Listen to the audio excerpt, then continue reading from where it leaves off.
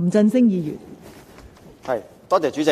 咁喺問題嘅第二個答覆咧，就嗰個僱員嘅工資係供強積金嗰度咧，係破欠基金係包咧，呢個明白嘅。但係依家係講緊僱主嗰部分，因為工會過往跟勞資糾紛咧，欠薪咧就多數都係欠供強積金嘅。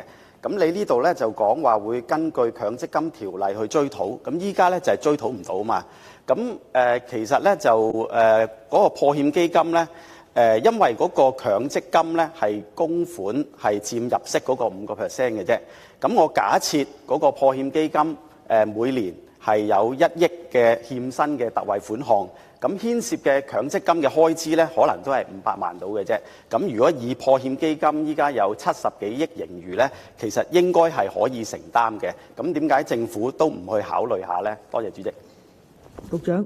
主席，多謝林議員嘅問題。破欠基金嘅最大嘅目的咧，就係當僱主無力去支付僱員嘅工資同埋相關喺僱傭條例下面嘅款項嘅時候咧，可以作為應急之用。我哋喺處理咗法律程序之後咧，盡快可以墊資。咁所以其實大家可以想像咧，破欠基金個目標同埋個目的咧，係要幫僱員咧係應急之用。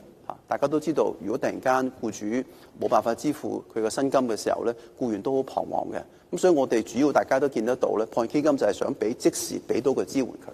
但係僱主喺強積金下面嘅供款咧，嗰個唔係講緊即時嘅應用嚟㗎嘛，係講緊僱員去到65歲退休嘅時候去攞翻嘅，兩套唔同嘅制度嚟嘅。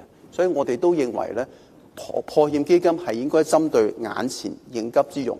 佢係對應嘅咧係僱傭條例，而強積金嘅制度，僱主強制性供款嗰一部分咧係講緊將來退休嘅供款，嗰個有另一套制度係做緊嘅。我哋應該用好強積金條例下面嘅追討，同埋要僱主去負起呢個責任嘅。多謝主席。